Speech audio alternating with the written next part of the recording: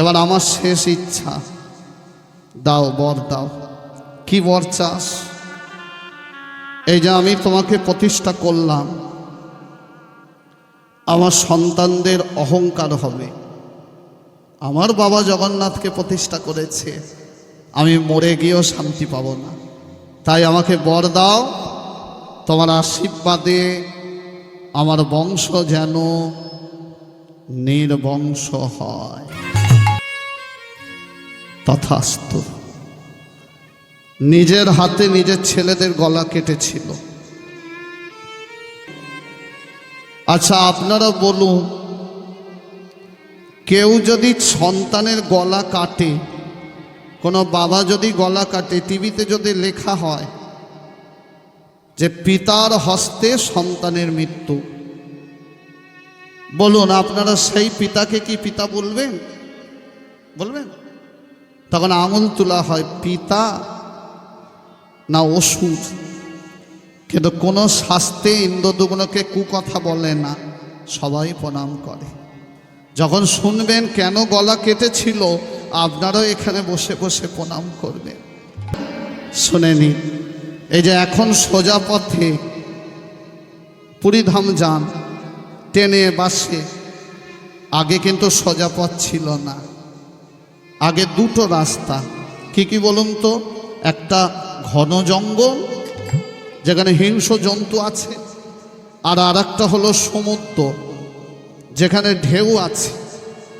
ভক্তরা কলার ভেলা উল্টে মরে যায়। আর ঘন জঙ্গল দিয়ে গেলে হিংস্র জন্তু, মানে 100 জনের 1 জন 2 জন যেতে পারে, একটা আতঙ্ক।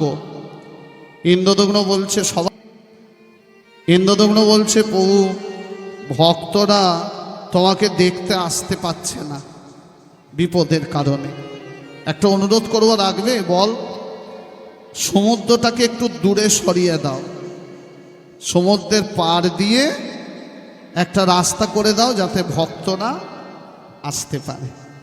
ভগবান বললেন করে দেব, একটা শর্তে। কি সত্য বলো? তুই যদি তোর সন্তানদের নলি কেটে দিতে পারিস। বললাম না? শুনলে আপনারাও প্রণাম করবেন। ভক্তের জন্য নিজের সন্তানকে দান করছে, এটাই চাও?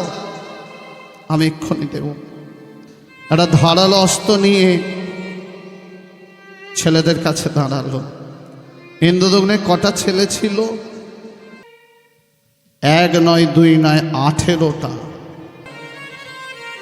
18টা ছেলে পরপর দাঁড়িয়ে আছে, মাথা নিচু করে কাঁদছে। ছেলেরা বলছে পিতা কাঁদছেন কেন? দেখবেন সুযোগ্য পুত্র পিতামাতার চোখের জল সইতে পারে। বলছে জগন্নাথ দেব কি চেয়েছে জানো? আমি যদি তোমাদের নলি কেটে দিতে পারি, যেটুকু জলপথ সেটুকু স্থলপথ করে দেবে। ছেলেরা কণ্ঠ বাড়িয়ে দিল, বলল পিতা আমাদের প্রাণ গেলে যদি ভক্তের মঙ্গল হয়, নিন আমাদের প্রাণ। এরকম পিতা না হলে এরকম পুত্র হয়। ধারালো অস্ত্র দিয়ে ছেলেদের নলি, এত রক্ত বইল, নালা কাটতে হলো। তাই তার নাম হলো, জায়গাটার নাম হলো পুরীধামের 18 নালা। আছে এখনো, দেখবেন গেলে। ফিরে এলো জগন্নাথ দেবের সামনে, দেখো প্রভু দিয়েছি। জগন্নাথ প্রভু বলল আমি তোকে পরীক্ষা করছিলাম, আমি দেখছিলাম তুই দিতে পারিস কিনা। নে তোর ছেলেদের আমি বাঁচিয়ে দিচ্ছি। না প্রভু, আর আমি নেব না, কারণ আমি চেয়েছিলাম আমার বংশ যেন নির্বংশ হয়। প্রভু একটা মিনতি করব, শেষ রাখবে? বল, আমার ছেলেদের যেখানে আমি হত্যা করেছি ওখানেই সমাধি দেব।